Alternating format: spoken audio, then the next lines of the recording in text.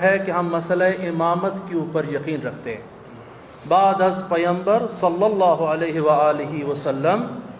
ہم یہ کہتے ہیں کہ اس امت کی حکمرانی کا حق من اللہ ہے، وہ اہل بیت علیہ السلام کے سامنے ہے.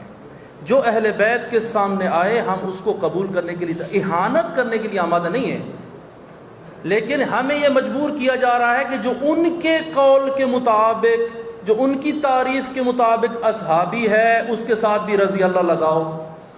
ہمارے نزدیک امیر معاویہ امیر المومنین کے سامنے اس نے جنگ کی ہے، ہم اس کے لیے رضی اللہ لکھنے کے لیے تیار نہیں ہیں. ہمیں مجبور کیا جا رہا ہے اس کے ساتھ بھی رضی اللہ لکھو. ہم کیوں لکھیں؟ ہماری کتب میں بھی نہیں لکھا جاتا، ہمیں مجبور کیا جا رہا ہے اس کے ساتھ بھی لکھو. ہمیں کہا جا رہا ہے کہ یزید کے متعلق اور دوسری چیزوں کے متعلق بھی یہی چیزوں کا اظہار کیا جائے. یہ ہمارے بنیادی معتقدات مسئلہ امامت کے برخلاف ہے. جو سقیفہ بنی ساعدہ میں بعد از پیغمبر جمع ہوئے، ہم ان کی اہانت نہیں کرتے لیکن اس کو غیر قانونی فعل شمار کرتے ہیں.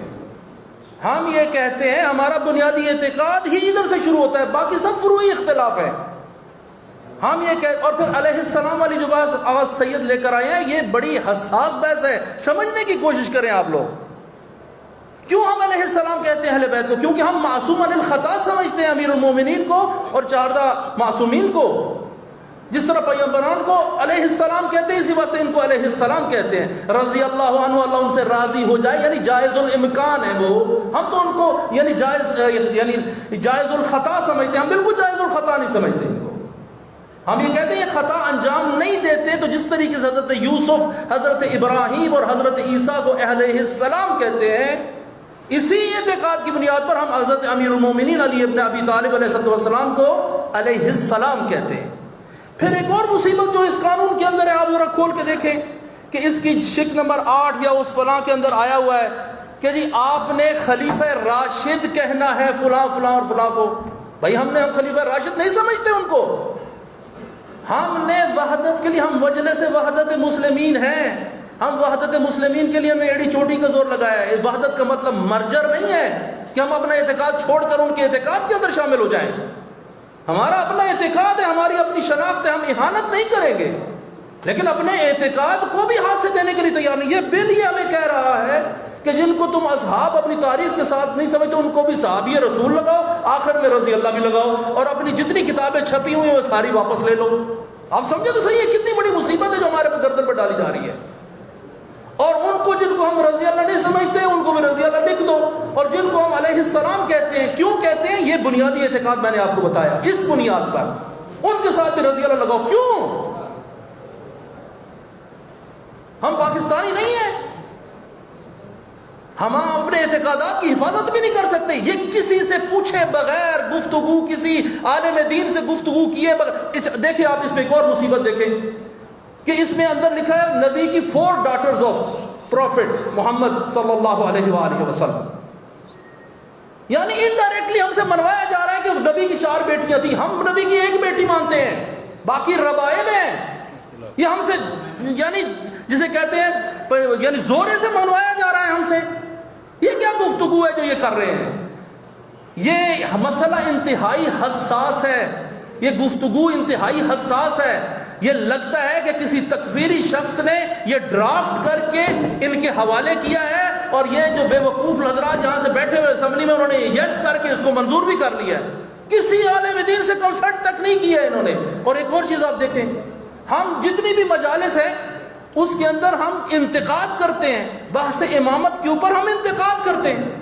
اس کے اندر یہ لکھا ہوا ہے یہاں پر، اور یہ شک نمبر اس کے اندر لکھا ہے کہ any material printed or graphic that defames, criticizes, brings into ridicule or dish repute فلاں فلاں، سارے سب کے نام لے کر آ رہے ہیں، اور پھر کہتے ہیں خلفائے راشدین اور فلاں.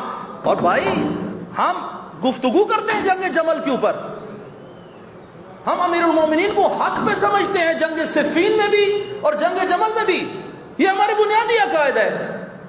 اگر ایک بندہ اٹھ کے کہتا ہے جنگ جمل میں آپ نے جنگ جمل بیان کی ہے، تو آپ نے ام المومنین حضرت عائشہ کے متعلق جو ہے آپ نے تو کرٹیسائز کر دیا ہے. آپ 5 سال کے لیے جیل میں، آپ نے کوئی پیرامیٹرز ہی نہیں ہے.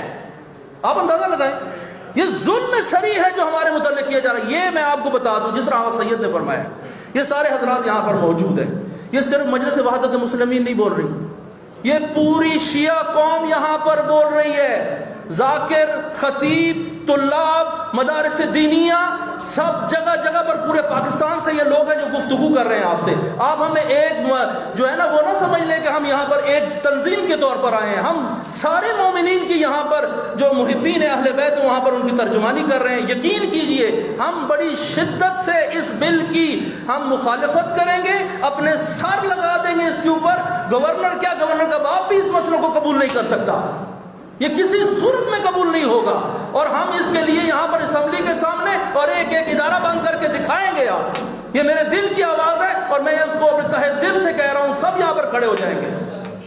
کسی صورت یہ بل قبول نہیں ہو سکتا، نہیں ہو سکتا اور نہیں ہو سکتا. والسلام علیکم ورحمۃ اللہ. جعفریہ پاکستان سے قبلہ حسین علی آپ کی مخاطب ہے، گزارش کروں گا امام قبلہ امجد علی جعفری صاحب علماء امامی